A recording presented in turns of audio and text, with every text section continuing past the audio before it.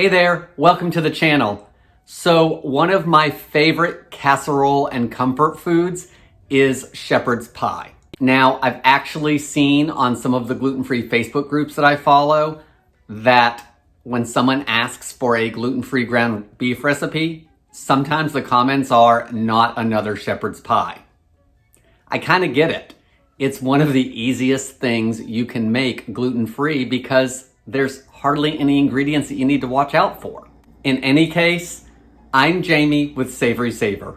I share gluten-free recipes, tips, tricks, and resources to make your gluten-free lifestyle easier. So please consider hitting subscribe, and let's get started. To make our shepherd's pie, you want to start with a great big skillet, and I've got 1.5 pounds of ground beef in here. And of course, you could use whatever amount that you wanted. It's just gonna make more or less of the filling. So anywhere from 1 pound to 2 pounds is what I would recommend. I also have a great big pot of potatoes over here on the back. I'm gonna turn that on and bring it up to a boil and cook those. And then I'm gonna mash those down with just a couple ingredients for the topping. And I actually always cook more potatoes than I need. So you're probably gonna need 1.5 pounds to 2 pounds of potatoes. I'm using gold today, but 9 times out of 10, I usually use russet because they tend to be cheaper. I'm also gonna be splitting this into 2 dishes today. Usually I make it in a 13 by 9. Today I'm actually making an extra one to freeze and take to Tara's mother. So I'm gonna be using a smaller dish as well as a to-go dish so we can get that to her. So you wanna start your ground beef, and I'm gonna start it on medium-high, and you wanna cook it until it's browned and drain any of the additional fat if needed. So our ground beef has been browning for about 5 minutes or so, and I've been breaking it up with my meat chopper. I did not use any oil, and as you can see, there's quite a bit of oil in the bottom, so I'm gonna soak some of that up with some paper towels. And once I do that, I'm gonna start adding my vegetables so they can start softening.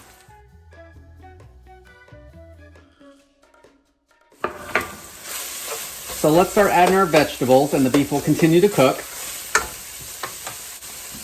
I've got 1 medium to large onion that's been finely diced. Next I have 1 large carrot that I've diced up.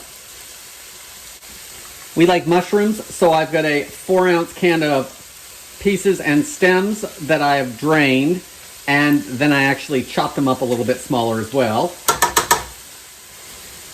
Because there's so much liquid in here from the vegetables, we can actually add our garlic. So I've got 3 or 4 cloves of garlic. Let's give everything a stir. Now you want to let this go for another 5 minutes or so because we want those vegetables to start softening. So at this point, I think we will add a little bit of salt, and that's going to help with the softening. It's going to pull a little moisture out of there, and we'll add some pepper as well. I do have more vegetables that I will put in later because they're frozen and I don't really want those cooked. They're just going to thaw, and then they'll heat through and cook while it's in the oven. So a couple good pinches of salt to start. We'll taste later if it needs more. Pinch of pepper. I'll let this go for a few minutes and we'll keep moving forward.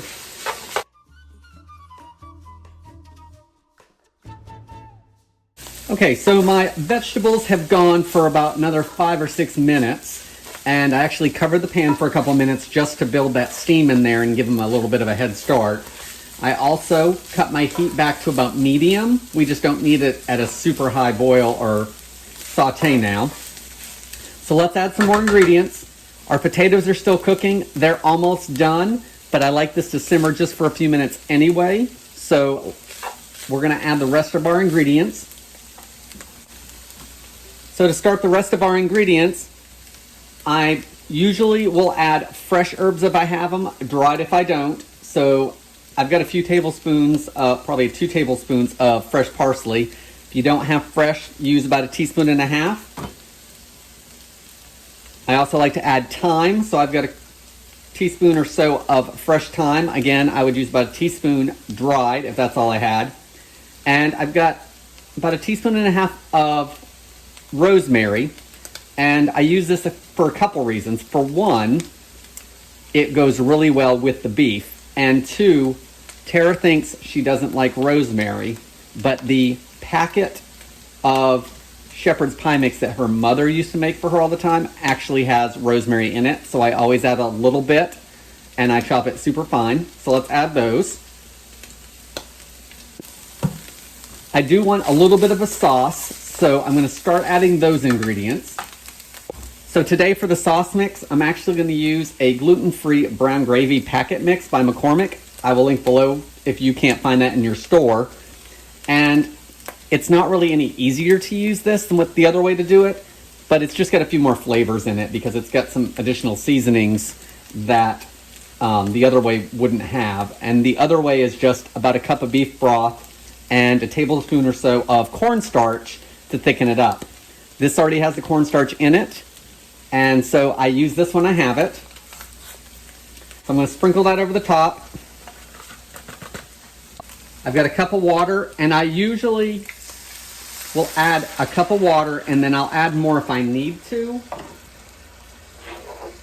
because sometimes it's not saucy enough, and sometimes, you know, it may be too saucy, and then we just cook it for a little bit longer. I'm also going to add about a tablespoon or so of Worcestershire sauce. For a little bit of tomato taste, I'm going to add some ketchup, about half a cup. And you could add probably a small can of tomato sauce if you like, but this is going to add a little bit of sweetness.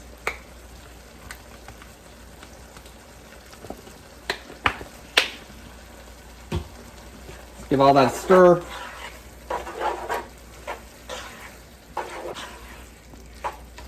And as you can see, it's pretty thick, and I do want to cook it for just a couple minutes because I have to deal with the potatoes. So I'm going to add a little more water so it doesn't cook down too much.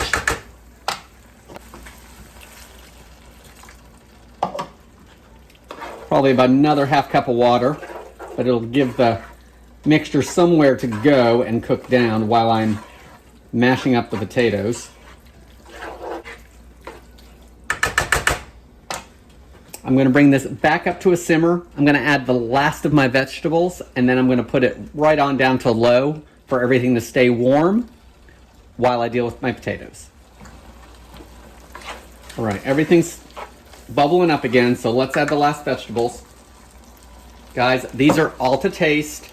I usually add about a half a cup or so of each, but it depends on what I have in the freezer. So I'm going to add some corn, and the corn is actually leftover canned corn from last night's dinner, so I'm going to throw that in there and use it up. There's some butter in there, so that's going to give additional flavor. Tara likes green beans in her shepherd's pie, and I'm not a super fan of them, but I add them anyway because she's not a big fan of peas, and I add peas as well. So just add them in frozen.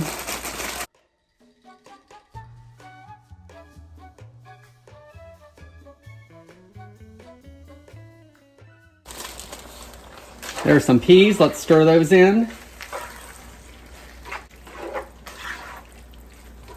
I have just bumped the stove way down to low. I'm going to cover this up, and I'm going to move you guys over and show you how I make the potatoes. So here are my potatoes. I've already drained them. And make your mashed potatoes whichever way you like best to make your normal mashed potatoes. Use your typical mashed potato recipe that you like for your family and use that for the potatoes. This is what I'm gonna do, and a lot of times it changes too, but for today, I'm gonna take my potatoes. I've got about a quarter cup of milk and about 2 or 3 tablespoons of butter, and I've microwaved it for about 45 seconds to a minute to warm everything up. That will help your potatoes not get gummy. We want everything warm when it goes in here.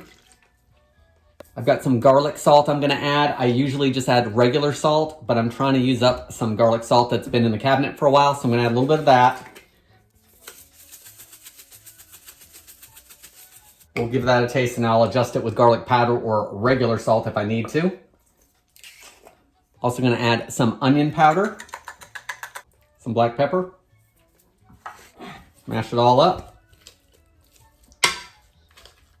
once it's mashed, if it's not where I want it, I will add a little bit more milk, but we'll see how it is first. Okay, so my potatoes are where I want them, so let's get our pies made. Okay, so as I said, I'm making one for us and one for Tara's mom. So I have an aluminum foil pan here for her mom's. And I'm gonna start with the smaller pan and then we'll see what I have left. I think it's gonna go in here better, but I also have a 13x9 just in case. Okay, so I've got the smaller one filled. Now I'm gonna add the remaining to the other pan. Okay, so everything's added, and if I was not taking any to Tara's mom, definitely you'd want to use a 13x9. Unless you want a really thick shepherd's pie, then I think this is 9x12 maybe, so it's a little smaller. But you could certainly use a smaller one if you want a thicker filling. So now we need to put our potatoes onto the shepherd's pie. And my big fear every time I make shepherd's pie is that I didn't cook enough potatoes and I'm not going to have enough to cover. So my little tip or trick to make sure you have enough coverage on your casserole is to start with the edges first. So scoop up your potatoes a little bit at a time and go all around the edges of your casserole. You just need a couple inches on each edge. So in looking in the back for what I have left of potatoes, I've got plenty to cover both of them totally. But why I like to do the edges first is because once you start piling in the middle, it makes it a whole lot easier to spread it out and not have edges that aren't covered and that you're pulling the filling back over the potatoes.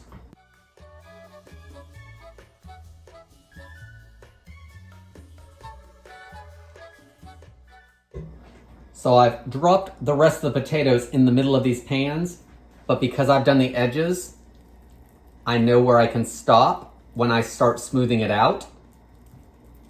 Everything's covered. I can push everything back down if I need to into the casserole dish. And as I go around the sides, because they're already done, I'm not pulling that filling up over the potatoes, and I've got a good seal. Okay, so my pies are made. Now, Tara's mom's, I'm gonna cool and pop in the freezer to take to her later this week. As far as this one, this is dinner tonight. So I'm gonna put it in a 350-degree oven for anywhere from a half hour to 45 minutes, just until the bottom starts bubbling. And depending on how hot everything is, because it's all cooked, will depend on how long that's going to take. So I'm going to put this in the oven until it starts bubbling. And then a totally non-traditional thing that I do is I put some cheese on ours. So I'm going to bake it until it's hot and bubbly. And then I'm going to put some cheese on it and melt it down for another 5 minutes or so. And then I'll show you what it looks like.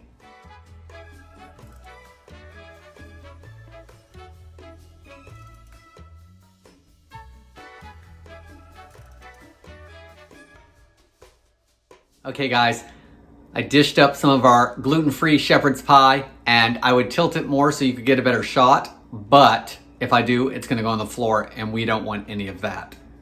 Normally on my channel, I do give things a try.